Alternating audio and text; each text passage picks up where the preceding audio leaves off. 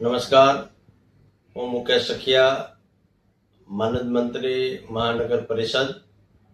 આજરોજ વન પર્યાવરણ અને ક્લાઇમેટ ચેન્જ મિનિસ્ટર માનનીય અર્જુનભાઈ મોઢવાડિયા અને મહાનગર પરિષદ દ્વારા રાજ્યના તમામ મેયરો અને બગીચા સમિતિ ચેરમેનોની સાથે પર્યાવરણ સુધારણા સંબંધી એક મિટિંગનું આયોજન કરવામાં આવેલ હતું.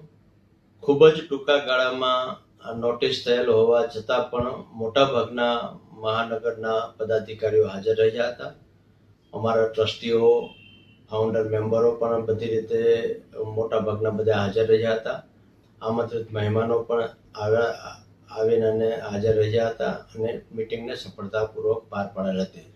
આ મિટિંગમાં શહેરી વિસ્તારમાં જે બગીચાઓ છે, જે પર્યાવરણ સંબંધીઓ જે કામગીરી છે, એ કામગીરીની માનનીય મંત્રી શ્રી અર્જુનભાઈ મોઢવાડિયાએ સમીક્ષા કરી હતી. અલગ અલગ પ્રદેશના જિલ્લાના મેયરોએ એ પોતપોતાના વિસ્તારમાં, પોતપોતાના મહાનગરમાં જે બગીચા અને પર્યાવરણ સંબંધી જે અત્યારે હાલની સ્થિતિ છે એ બાબતે મંત્રીશ્રીને વાકેફ કરેલ હતા.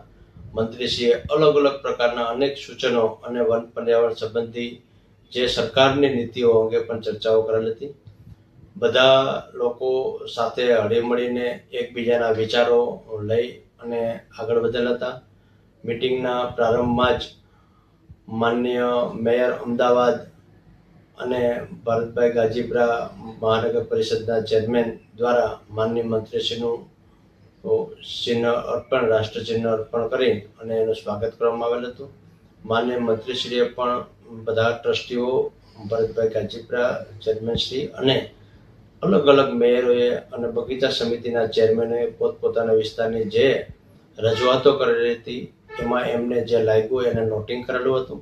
અને નોટિંગ બાદ આ પ્રોસિજરને પૂરા ગુજરાતમાં સારામાં સારી રીતે તમામ વિસ્તારમાં વન પર્યાવરણ સંબંધી જે કોઈ કામગીરી હોય એ કામગીરીમાં આગળ વધારવાનું એમને સૂચન કરેલું હતું અને આવકારેલા હતા. અને એમને ખાતરી પણ આપેલી હતી કે જે કોઈ કામગીરી આગળની કરવાની થશે એમાં વન પર્યાવરણ અને ફોરેસ્ટ વિભાગ એમનો સાથે રહેશે.